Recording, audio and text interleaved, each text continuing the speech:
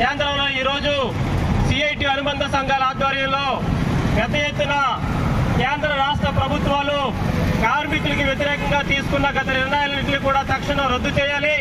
ప్రధానంగా కార్మికులకు వ్యతిరేకంగా తీసుకొచ్చిన 4 లేబర్ కోడ్లను తక్షణం రద్దు చేయాలని దేశవ్యాప్తంగా ప్రభుత్వ ప్రైవేట్ అన్ని సంస్థల్లో కూడా ఈ రోజు డిమాండ్స్ డే కార్యక్రమాన్ని నిర్వహిస్తా ఉన్నాం.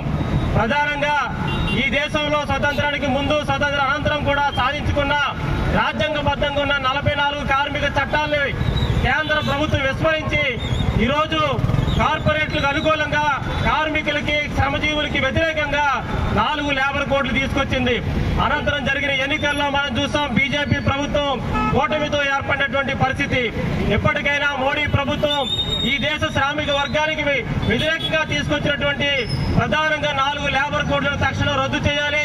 పెరిగిన ధరలకు అనుగుణంగా కనీస వేతనాలు 26,000గా నిర్ణయించి అన్ని తరగతుల కార్మికులకి అమలు చేయాలి. ఈ దేశంలో ప్రధానంగా స్కీమ్ వర్కర్లందరికీ ఉద్యోగ భద్రత కల్పించాలి. పెన్షన్దారులకి కనీస పెన్షన్ 9,000 ఉండాలి. ప్రభుత్వ రంగ సంస్థల ప్రైవేటీకరణ తక్షణం ఆపుదల చేయాలని చెప్పి, అలాగే ఈ ఆంధ్ర రాష్ట్రానికి ప్రధానంగా విశాఖ ఉక్కుని ప్రైవేటు పరం కాకుండా చూడాలనే ప్రధాన స్థానిక డిమాండ్లతో కలిపి ఈ రోజు పెద్ద ఎత్తున దేశవ్యాప్తంగా జరుగుతున్న ఈ డిమాండ్స్ డే కార్యక్రమాన్ని ఈ రాజమండ్రి జిల్లాలో ఈరోజు నిర్వహించడం జరుగుతూ ఉంది. ఇప్పటికైనా కేంద్ర రాష్ట్ర ప్రభుత్వాలు ఈ యొక్క విధానాల్ని పునరాలోచన చేసుకుని రాష్ట్ర ప్రభుత్వం ఏ విధంగా అయితే అనేక అంశాల మీద శ్వేతపత్రాలు విడుదల చేస్తుందో ఈ రాష్ట్రంలో కార్మికులు కర్షకులు వాళ్ళ హక్కుల డిమాండ్స్ అనేవి కూడా ఈ ప్రభుత్వానికి అవగాహన ఉంది. ఎలక్షన్ ముందు కొన్ని హామీలు ఇచ్చింది. అలాంటి హామీలన్నింటినీ కూడా తక్షణం పరిగణనలోకి తీసుకుని రేపు 16వ తారీఖున జరగబోయే కేబినెట్ అంశాల్లో ఒక అంశంగా పెట్టి రాష్ట్ర కార్మిక వర్గం కోసం చర్చించి పరిష్కారం చూపాలని centre of India trade union సిఐటిగా మేము కోరుతా ఉన్నాం. 26,000 రూపాయలు నిర్ణయించి అమలు చేయాలి. కనీస వేతనం 26,000 రూపాయలు నిర్ణయించి అమలు చేయాలి. రద్దు చేయాలి లేబర్ కోడ్లను వెంటనే. రద్దు చేయాలి లేబర్ కోడ్లను వెంటనే. కనీస పెన్షన్ 9,000. కనీస పెన్షన్ 9,000. కనీస పెన్షన్ 9,000. స్కీమ్ వర్కర్స్ ప్రభుత్వ ఉద్యోగులుగా, స్కీమ్ వర్కర్లు ప్రభుత్వ ఉద్యోగులుగా జిందాబాద్ జిందాబాద్ జిందాబాద్ జిందాబాద్. రద్దు చేయాలి లేబర్ కోడ్లు వెంటనే. రద్దు చేయాలి లేబర్ కోడ్లు వెంటనే. కామ్రేడ్స్, పెన్షనర్ల అసోసియేషన్ నుంచి మంగరాజు గారిని మాట్లాడాల్సిందిగా కోరుతా ఉన్నాం. వ్యాప్తంగా సిఐటియు ఆధ్వర్యంలో ఈ డిమాండ్స్ డే కార్యక్రమం నిర్వహిస్తా ఉన్నాం. డిమాండ్స్ డే కార్యక్రమం కేవలం మన డిమాండ్లను చెప్పడం కోసమే కాదు, ఇవాళ పార్లమెంట్కి అసెంబ్లీకి ఎన్నికలు జరిగి ఇక్కడ కొత్త ప్రభుత్వం వచ్చింది, అక్కడ పాత ప్రభుత్వం కొత్త మిత్రులతో కలిసి వచ్చింది. ఈ 2 ప్రభుత్వాలు ఇవాళ కార్మిక సమస్యలు పట్టించుకోకపోతే కార్మిక వర్గం పోరాటానికి సిద్ధంగా ఉంది అని చెప్పడం కోసం ఈరోజు డిమాండ్స్ డే కార్యక్రమాన్ని మనం చేపట్టడం జరిగింది. ముఖ్యంగా కేంద్రంలో ఉన్నటువంటి బీజేపీ నాయకత్వంలో నరేంద్ర మోడీ ప్రభుత్వం, ఆయన ఎన్నికల ముందు చెప్పారు నరేంద్ర మోడీ గారు అబ్కీ బార్ 400 పార్ అన్నాడు. అంటే ఈసారి పార్లమెంట్ ఎన్నికల్లో 400 పైన సీట్ల వరకు 400 పైన సీట్లు అని చెప్పాడు ఆయన. 2014లో 290 సీట్లు వచ్చాయి బీజేపీకి సొంతంగా. 2019లో 303 సీట్లు వచ్చాయి బీజేపీకి సొంతంగా.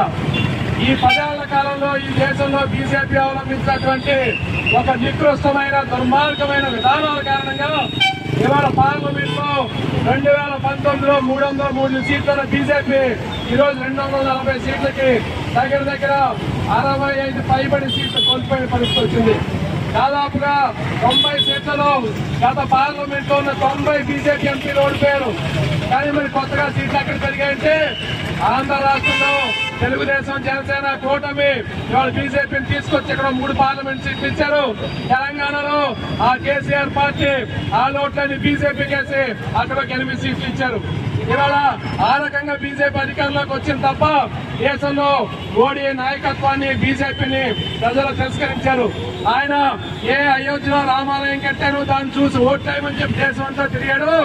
ఆ అయోధ్య రామాలయం ఉన్నటువంటి ఉన్నటువంటి ఆ పార్లమెంట్ ఏదైతే ఉందో ఆ పార్లమెంట్ లో బీజేపీ అభ్యర్థి తుక్కుగా ఓడిపోయాడు. ఇవాళ మీరు చూడండి, ఆయన చాలా గొప్పగా కట్టినటువంటి రామాలయం మొన్న కురిసిన వర్షాలకి కారిపోయి గర్భగుడిలోకి నీళ్లు వచ్చేస్తున్నాయట. మరి మోడీ గారి నాయకత్వంలో దేవుడి కట్టిన గుడిలో కూడా ఆ డబ్బులు మింగేసి అవినీతి ఎంత తారాస్థాయికి ఉందో మనం చూడొచ్చు. అందుచేతనే ఇవాళ ఈ దేశంలో ప్రభుత్వం అవలంబిస్తున్న విధానాలు ప్రజలకు చాలా వ్యతిరేకంగా ఉన్నాయని చెప్పని ఇవాళ ప్రజలంలో ఆలోచించే పరిస్థితి వచ్చింది.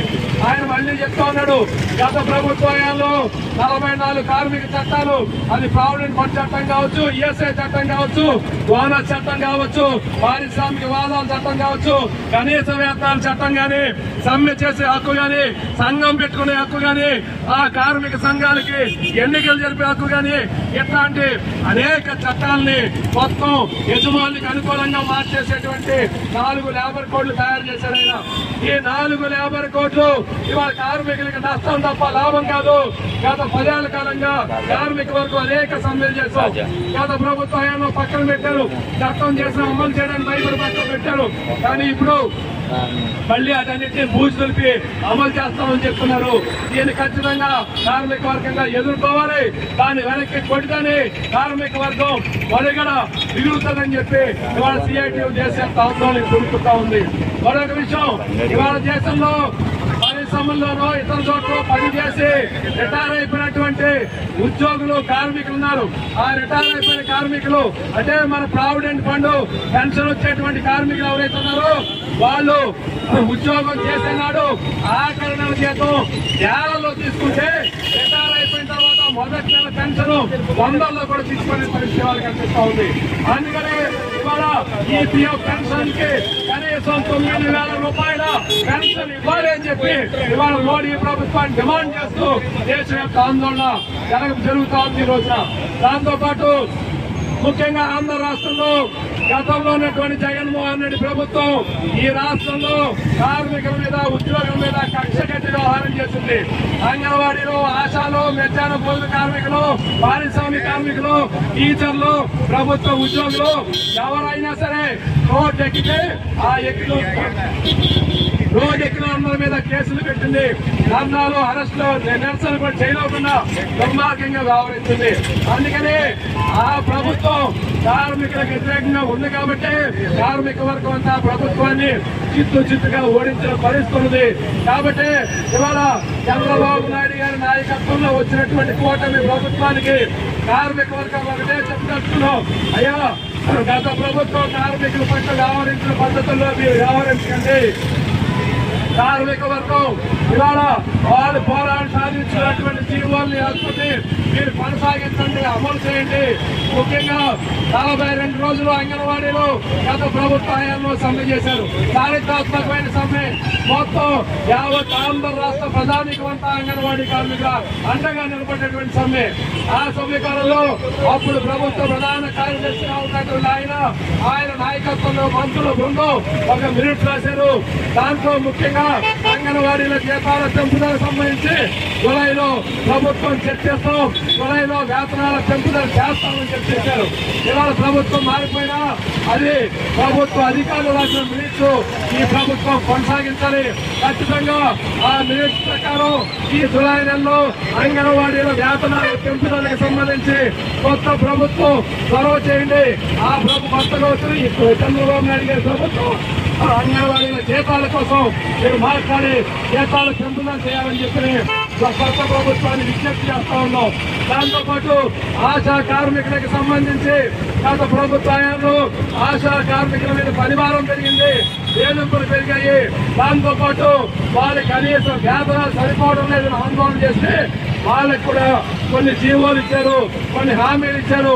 వాటన్నిటిని ఈ ప్రభుత్వం కూడా అమలు చేయాలని చెప్పి ఈ ప్రభుత్వాన్ని కోరుతా ఉన్నాం.